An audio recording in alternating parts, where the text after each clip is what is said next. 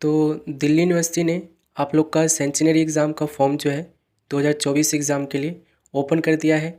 कल मैंने आपको एक वीडियो प्रोवाइड किया था कि न्यू स्टूडेंट जो है जो एलिजिबल है वो अपना रजिस्ट्रेशन कैसे करेंगे, डॉक्यूमेंट क्या लगेगा और लास्ट डेट वगैरह मैंने आपको वहाँ पे मेंशन करा था।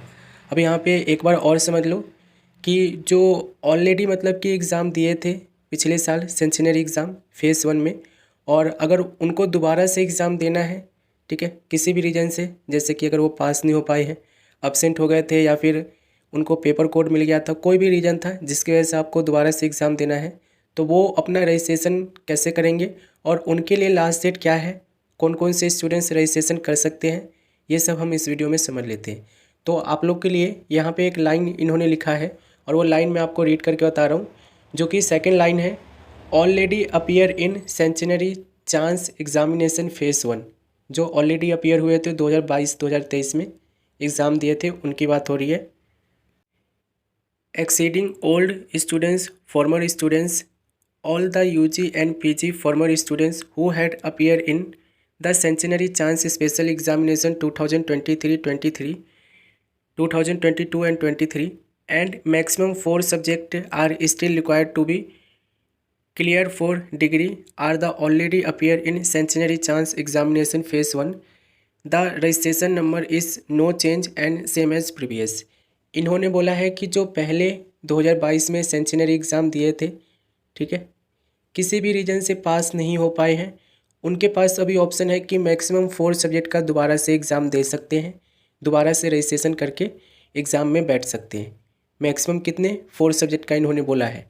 और इन्होंने यहाँ पे एक चीज़ और बोला है कि जो रजिस्ट्रेशन नंबर आपको पहले मिला हुआ है सेंचुरी एग्ज़ाम वाला, जिससे कि आप लोग रिजल्ट वगैरह ट्रैक करते हो, वो ही आप लोग का रहेगा। अभी नया वाला आप लोग का सेंचुरी रजिस्ट्रेशन का जो रोल नंबर है वो नहीं मिलेगा, ठीक है, ओल्ड वाला ही रहेगा।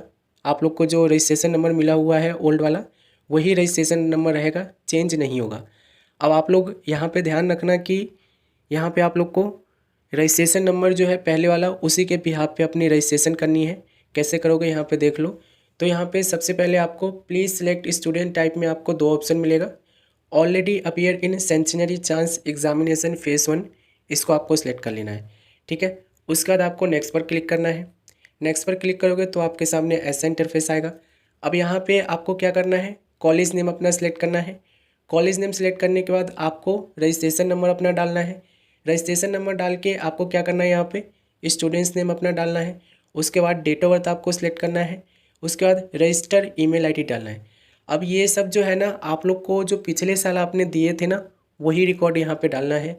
Email ID, date of birth, name, registration number, college, ये सारा पिछले आईडी कार्ड के बिहाफ पे ही यहाँ पे आपको मेंशन करना है।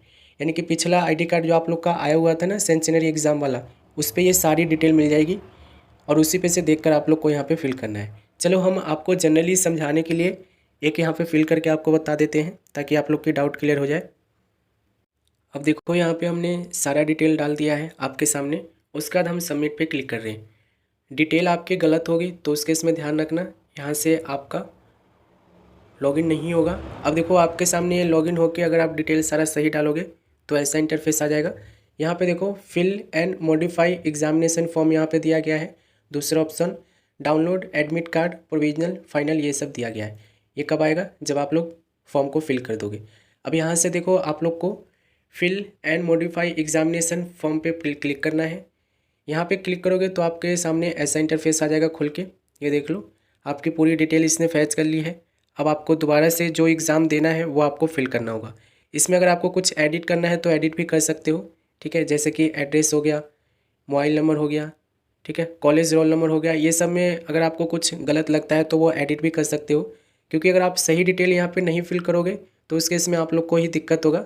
हालांकि पिछले साल आपने एग्ज़ाम दिए हो तो इसमें कुछ भी दिक्कत वो चेंज करने की ज़रूरत नहीं है, यानी कि आप लोग का सही था और इसी के बिहाफ पे अभी भी आप लोग को एग्ज़ाम रोल नंबर डाल देना है।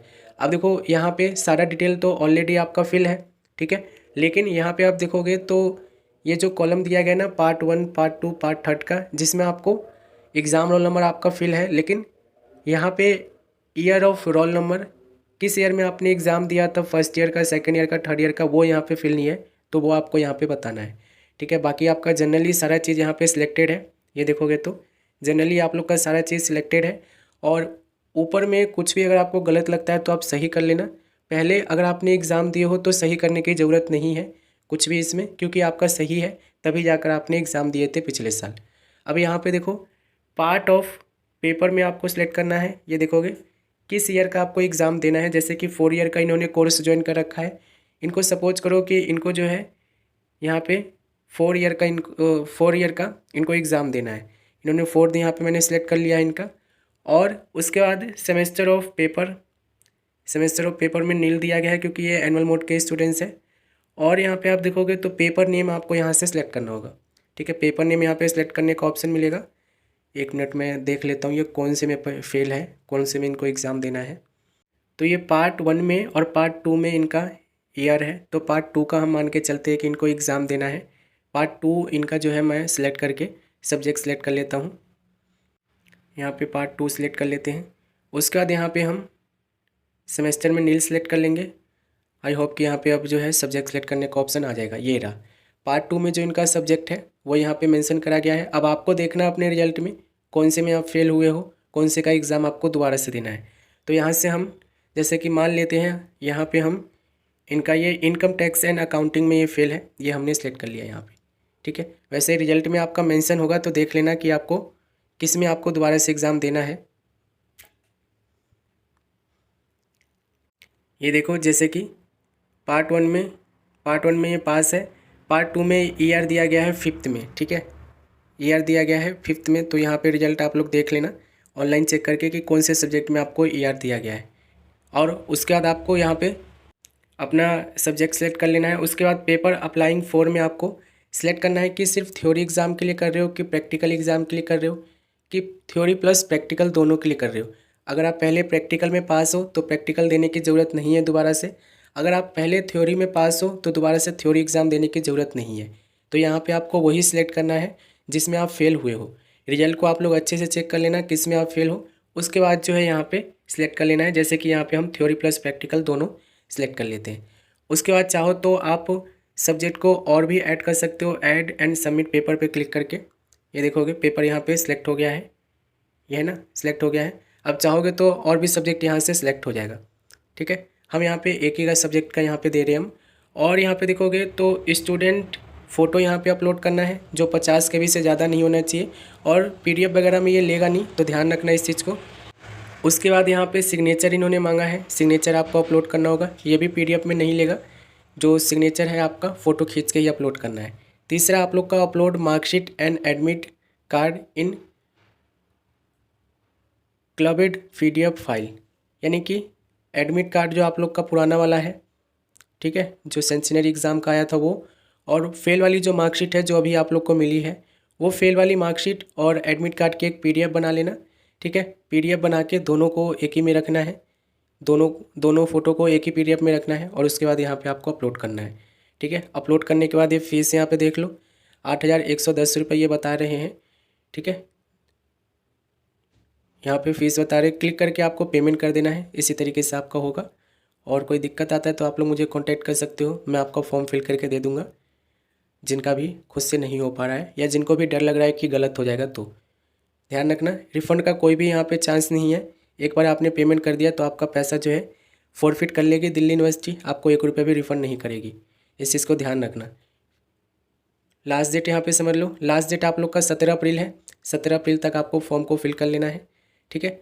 एलिजिबल कौन कौन से स्टूडेंट्स हैं तो पहले ही बता दिया हूँ, जो ऑलरेडी एग्ज़ाम दे चुके हैं वो सारे एलिजिबल हैं, सभी यहाँ पे एग्ज़ाम दोबारा से दे सकते हैं जो रह गए हैं, ठीक है। बाकी हम मिलेंगे अगली वीडियो में, तब तक आप चैनल पे बने रहना। एग्ज़ाम फॉर्म आपसे फिल नहीं हो रहा है तो आप मुझे कॉन्टैक्ट करो, मैं आपका एग्ज़ाम फॉर्म फिल करके दे दूँगा। हालाँकि जो ऑलरेडी रजिस्टर है ना उनको सिर्फ पेपर सेलेक्ट करना है, डॉक्यूमेंट अपलोड करना है और पेमेंट करना है। बाकी सब ऑलरेडी आपका यहाँ पे सिलेक्टेड है और यही आप लोग का रोल नंबर रहेगा जो यहाँ पे स्टार्टिंग में आपने दिए हो, ठीक है। कुछ भी चेंज नहीं होगा, इस चीज़ का ध्यान रखना।